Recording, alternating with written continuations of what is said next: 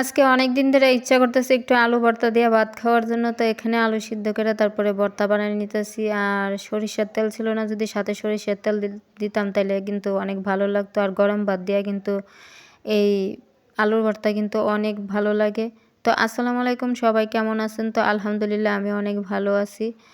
আর এখানে আমি ভর্তাটা বানিয়ে নিলাম। তো ভর্তা কিন্তু মানে যে কোনো ভর্তাই খাইতে কিন্তু অনেক ভালো লাগে। আর আমার কাছে সব রকমের ভর্তাই অনেক পছন্দ। একমাত্র আমার কাছে ভালো লাগে না শুধু কালিজিরার ভর্তাটা, কারণ কালিজিরার ভর্তাটা আমার কাছে তিতা লাগে, তার জন্য আমি খাইতে পারি না। আর এখানে রান্নার জন্য দুপুরবেলা নিয়ে নিলাম চাল কুমড়া। তো চাল কুমড়াটা আমি একটু মুরগি দিয়ে রান্না করবো। আর মুরগি দিয়ে কিন্তু চাল কুমড়া কিন্তু অনেক ভালো লাগে রান্না করলে। তো লাউ দিয়া বলেন, তারপরে চাল কুমড়া দিয়া বলেন, এগুলো দিয়ে কিন্তু মুরগির তরকারি মাংস দিয়ে রান্না করলে কিন্তু অনেক ভালো হয় খাইতে। আর আমি এখানে চাল কুমড়াগুলো ধুয়ে নিলাম। আর আমি একটু বড় বড় করে কাটছি চাল কুমড়াগুলো, কারণ মুরগির সাথে রান্না করলে একটু বড় বড় করলেই মানে খাইতেও ভালো লাগে, দেখতেও ভালো লাগে, তার জন্য। আর এখানে আমি সব গুছাই গাছাই নিয়ে নিলাম, যা রান্না করবো সব একসাথে গুছাই গাছাই নিয়ে নিলাম আর কি। আর গুছাই আনলে কিন্তু রান্নাটা কিন্তু তাড়াতাড়ি করা যায়। আর এখানে আমি পেঁয়াজটা ভাজি করে নিয়ে তারপরে আমি মশলা দিয়ে দিলাম আর কি। মশলা দিয়ে তারপরে ভালো মতো কষে তারপরে এখন আমি মুরগিটা দেওয়া দেবো, মুরগিও দেওয়া দেবো, তারপরে কুমড়াটাও দেওয়া দেবো, একসাথে দুটোটা দেওয়া দেবো। কারণ ব্রয়লার মুরগি কিন্তু সিদ্ধ হইতে কিন্তু বেশিক্ষণ সময় লাগে না। আর আমি কিন্তু অল্প একটু নিছি, বেশি নেই নাই। তো আমি কিন্তু বেশি তরকারি রান্না করি না, সবসময় একটু অল্প অল্প করে তরকারি রান্না করি। অল্প অল্প তরকারি রান্না করার পর তারপরে কিন্তু নষ্ট হয়।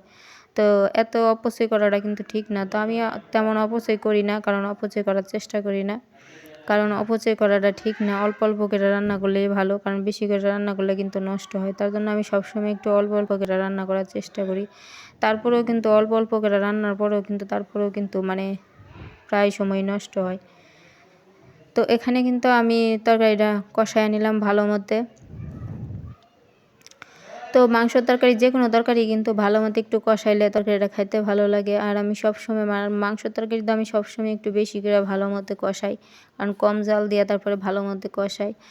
আর এই যে মানে চাল কুমড়া দিয়ে তারপর মুরগিটা রান্না করলাম, মানে খাইতে অসাধারণ হয়েছে, অনেক মজা হয়েছে খাইতে। তো এখানে আর আমি রান্না করতেছি, আর এদিক দিয়ে বাইরে প্রচুর বৃষ্টি হইতেছে, মানে অনেক বৃষ্টি হইতেছে। আর এখন কয়েকদিন ধরে মানে এখনই বৃষ্টি হইতেছে, এখনই রোদ উঠতেছে, এরকম আর কি।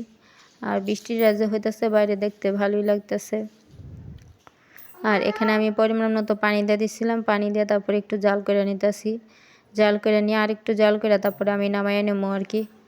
আর তরকারিটা খাইতে কিন্তু অনেক মজা হয়েছে। আর এভাবে চাল কুমড়া দিয়ে তারপরে মুরগি দিয়ে রান্না করলে, মুরগি দিয়ে মাংস দিয়ে যেভাবে মনে চায় সেভাবে কিন্তু রান্না করা যায়। মাংস দিয়েও রান্না করলে ভালো লাগে, মুরগি দিয়েও রান্না করলে ভালো লাগে।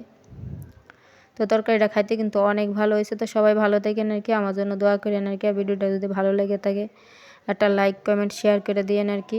আর এতক্ষণ যারা আমার সাথে ভিডিওটা দেখলেন তাদেরকে অনেক অনেক ধন্যবাদ। আর এভাবে কে কে রান্না করে খাইছেন কমেন্ট